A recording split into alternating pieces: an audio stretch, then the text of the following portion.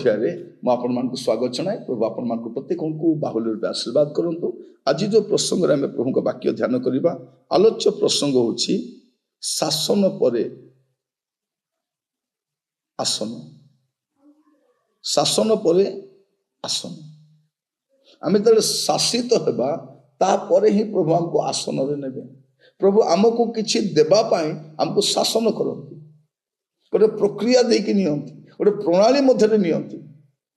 आमर विश्वास को परीक्षा करती, आम जीवन को परीक्षा करती, आमे सेटा पाइबा पाई योग्य कि नहीं ताहा भी से हमको देखाती। आमान को से गोटे प्रक्रिया मध्य दे नियंती। प्रिय भाई बहनी माने, शासन पर ही आसन बा आसन पाई शासन।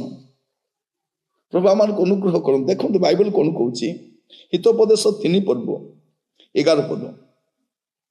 हे मोर पुत्र, सदाप्रभु को अनुजोग तुच्छ करो नहीं और ताहांको शासन रे क्लांत हुओ नहीं।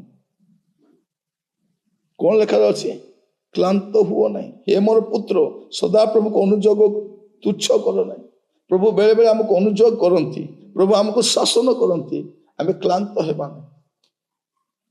प्रिय भाई बहन, हमने क्लांत हेबा नहीं। बेले बेले आम जीवन में गुड़े कष्ट समस्या आसे, आम बुझी पारि न तो प्रभु कहीं प्रभु आपण को उत्तम विषय देवा पूर्व आमको सेया करती, आमको शिखाती, आम जीवन को संशोधन कराती, मार्जित होगापाई दियंती, तापर से आमको से विषयटा दियंती। जदि आप बिना प्रस्तुति रे पाई गले सेटा तार मूल्य भी बुझी पारिबे नहीं। संघर्ष पर जहाँ मिले, अनेक प्रभु को दास मान को देखिए, से जीवन अनेक संघर्ष गाथा रही, अनेक कष्ट दे जाइछंती। आज भलरे अछंती, आज चलनीय स्थिति रे अछंती, किंतु से अतीत रे कष्ट दे जाइछंती, अभाव मध्य विश्वस्त होइछंती, समस्त विषय संयत होइछंती। आज से पैसा क्षेत्र में विश्वस्त अटंती। आप देखिए जो हठात पाई जाती अविश्वस्त हो जाती, परवर्ती समय भूल कर बसती। तो जो मैंने कष्ट संघर्ष दे जाइछंती, परवर्ती समय से विश्वस्त होइछंती। प्रभु आमान को अनुग्रह करंतु। प्रभु आमान को जदि किसी देवा पई चाहउछंती, हमको से कौन करबा पई चाहउछंती, हमको शासन करबा पई चाहउछंती, से आसन देवा पई। समय आसुछि हमें प्रभु को राज्य रे गुडे विषय पाइबा, प्रभु को सहित भी से राजत्व करबा, किंतु एबे से आमान को शासन करिके नेउछंती। से शासन को कौन करबा, हमें ग्रहण करिके जिबा। मोर प्रिय भाई बहनी माने, आपण देखिबे अनेकों को जीवन रे प्रभु ए प्रकार शासन मध्य दे नहीं छथि। आइबों को पुस्तक तर 5 पर्व 17 पद। देखो, परमेश्वर जाको शासन करती से मनुष्य धन्य, ये तो तुम्हें सर्वशक्तिमान को शास्ति तुच्छ न करो। माने जो शासन करुछथि कौन पाई? धन्य पाई। धन्य माने आशीर्वाद पाई। माने ता शासन रो उद्देश्य होछि आशीर्वाद। माने आपण को शासन कला पर से आशीर्वाद दे।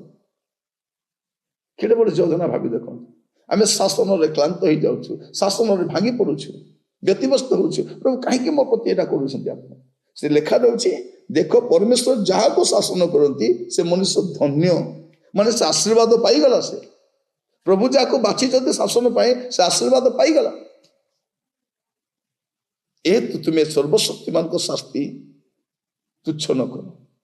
मोर प्रिय भाई भनी माने, प्रभु आमान को अनुग्रह करंतु। आज वाक्य सुनिबा समय आमे प्रार्थना करिबा, प्रभु आपण मते जो परिस्थिति मान दे नउछंती तारी मध्य रे प्रभु जेपरि मु स्थिर रही पारिबी। बेले बेले कष्ट लागे, से प्रोसेस टा ही कष्ट लागे, किंतु से प्रोसेस दे गले आपण शांति पाई पारिबे, आशीर्वाद पाई पारिबे। गीत संहिता 94 तर 13 पद। तुम्हें जहा को शासन करो और तुम व्यवस्था शिक्षा दियो, से लोक धन्य। प्रभु जो शासन करती व्यवस्था को सिखाती, विधि को सिखाती, उद्देश्य को सिखाती, वाक्य को सिखाती, और से लोक भी धन्य, से लोक भी आशीर्वाद प्राप्त लोक। माने शासन पर तो आसन अच्छी, शासन पर तो आशीर्वाद अच्छी, शासन पर तो मंगल अच्छी, शासन पर तो उन्नति अच्छी। तेणु आप कौन करेंगे? ए शासित है बेलू व्यतिव्यस्त हे ना। प्रभु आपको अनुग्रह करंतु या बुझीबा पाई। आज प्रभु आपण को जो प्रणाली दे नौछंती, जो माध्यम दे नौछंती, जो परिस्थिति रखिछंती, ଆପଣ ଜମାରୁ ବିଚଳିତ ହୁଅନ୍ତୁ ନାହିଁ। ପ୍ରଭୁ ଆପଣଙ୍କ ସହିତ ଅଛନ୍ତି, ଆଉ ସେ ଆପଣଙ୍କୁ ଆଶୀର୍ବାଦ କରି କଢେଇ ନେବେ। ମୋର ପ୍ରିୟ ଭାଇ ଭଉଣୀ ମାନେ, ପ୍ରଭୁଙ୍କ ନାମର ମହିମା ଆଦର ଗୌରବ ଯୁଗେ ଯୁଗେ ହଉ। ପ୍ରାର୍ଥନା କରିବା ପାଇଁ ଯିବା, ଚକ୍ଷୁ ବନ୍ଦ କରିବା। ଅନୁଗ୍ରହକାରୀ ପିତା ପରମେଶ୍ୱର, ଆପଣଙ୍କୁ ଧନ୍ୟବାଦ ଦଉଛି। ପ୍ରଭୁ ଆମମାନଙ୍କ ଜୀବନରେ ଏବେ ଗୁଡ଼େ ପରିସ୍ଥିତି ଗତି କରୁଛୁ, ତାରି ମଧ୍ୟରେ ବୁଝିପାରୁନାହୁଁ ପ୍ରଭୁ କାହିଁକି ଆପଣ ଏ ପ୍ରକାର ପରିସ୍ଥିତି ନେଉଛନ୍ତି।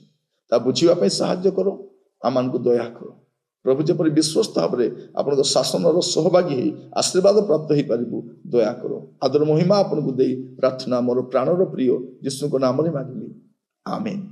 ପ୍ରଭୁ ଆପଣମାନଙ୍କୁ ପ୍ରତ୍ୟେକଙ୍କୁ ବାହୁଲ୍ୟ ରୂପେ ଆଶୀର୍ବାଦ କରନ୍ତୁ। ଧନ୍ୟବାଦ, ନମସ୍କାର।